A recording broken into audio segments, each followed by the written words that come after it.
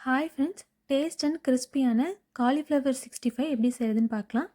வீடியோக்குள்ளே போகிறதுக்கு முன்னாடி சேனலை மறக்காமல் சப்ஸ்கிரைப் பண்ணிவிடுங்க. அப்படியே பக்கத்தில் இருக்க பெல் பட்டனையும் கிளிக் பண்ணிடுங்க.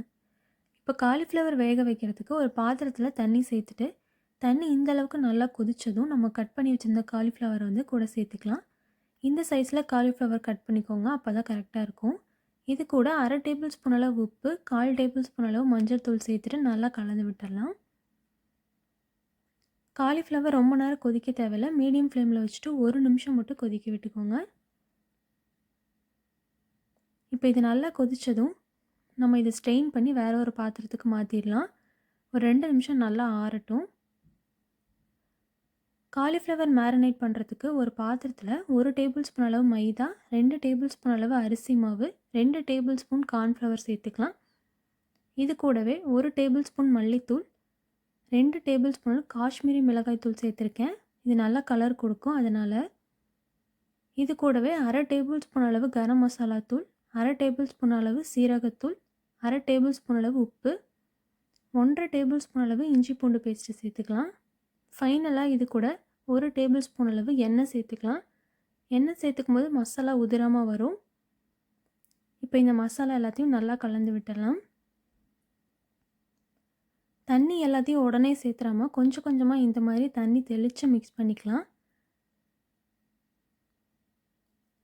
வேணுங்கிற அளவுக்கு கொஞ்சமாக தண்ணி தெளித்து இந்த கன்சிஸ்டன்சிக்கு மிக்ஸ் பண்ணி எடுத்துக்கோங்க. இப்போ இது கூடவே நம்ம ஸ்ட்ரெயின் பண்ணி வச்சுருந்த காலிஃப்ளவர் சேர்த்துக்கலாம். கூடவே 1 டேபிள் ஸ்பூன் அளவு லெமன் ஜூஸ் சேர்த்துட்டு நல்லா மிக்ஸ் பண்ணிக்கலாம். காலிஃப்ளவரை ரொம்ப அழுத்தி பிணைஞ்சிடக்கூடாது, அது உடஞ்சிரும். இந்த மாதிரி மெதுவாக கை வச்சு பெசரி விட்டுக்கலாம். இப்போ மசாலா எல்லாமே நான் எல்லா சைடும் ஒட்டுற மாதிரி நல்லா கலந்து விட்டுருங்க. இப்போ இந்த அளவுக்கு கலந்து விட்டதுக்கப்புறம் ஒரு மூடி போட்டு ஒரு 1/2 மணி நேரம் அப்படியே விட்டுருங்க. காலிஃப்ளவர் பொரிக்கிறதுக்கு ஒரு கடாயில் எண்ணெய் சேர்த்துட்டு எண்ணெய் நல்லா சூடுபடுத்திக்கலாம். இந்த அளவுக்கு எண்ணெய் சூடாக இருக்கணும், அப்போ தான் காலிஃப்ளவர் கிறிஸ்பியாக வரும். இப்போ இந்த ஸ்டேஜில் நம்ம மேரினேட் பண்ணி வச்சுருந்த காலிஃப்ளவரை 1 பை 1 ஆட் பண்ணிக்கலாம். கொஞ்சம் கேப் விட்டு ஆட் பண்ணிக்கலாம், அப்போ தான் ஒன்றோட ஒன்று ஒட்டாமல் வரும். இப்போ இதை நல்லா மிக்ஸ் பண்ணி விட்டு நல்லா டீப் ஃப்ரை பண்ணிக்கலாம். 2 சைடும் நல்லா இந்த அளவுக்கு கலர் சேஞ்ச் ஆனதும் நம்ம இதை எடுத்துடலாம். அவ்வளோதான், கிறிஸ்பியான காலிஃப்ளவர் 65 ரெடி ஆயிடுச்சு.